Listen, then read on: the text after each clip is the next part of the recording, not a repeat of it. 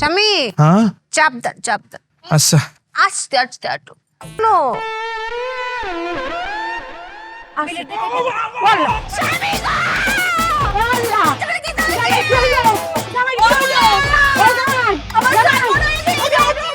আমি কি যন্ত্রণাটার মধ্যে দিয়ে যাইতেছি। আচ্ছা আম্মা, আমি যদি আপনার ফেডের সন্তান হইতাম তাহলে কি আমার এই বিপদ আপনার পাশে দাঁড়াইতেন না? আমারে উদ্ধার করতেন না? আমার বুদ্ধি দিতেন না? হ্যাঁ দিতেন কিনা কন?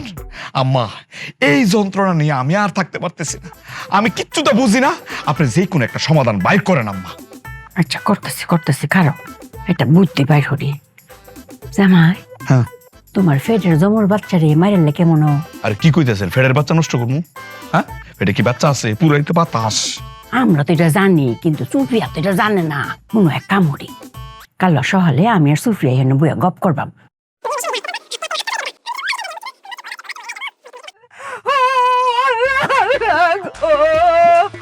এটা কি? রোগীর প্রেসার খুবই লো, 110/60। এরকম ডাক্তার তো বাপের সামনে দেখছি না। মনে হইতাছে আমার কোনো আত্মীয় রে লই আইছে গো, 500 টাকা গাড়ি ভাড়া দিয়া।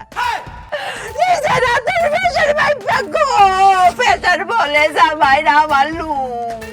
ও সরি তাড়াহুড়ায় ভুল করে ফেলেছি। দেখি জয় জয় নিঃশ্বাস নেন। ডাক্তার ম্যাডাম, আমার স্বামী কি বাঁচতো না?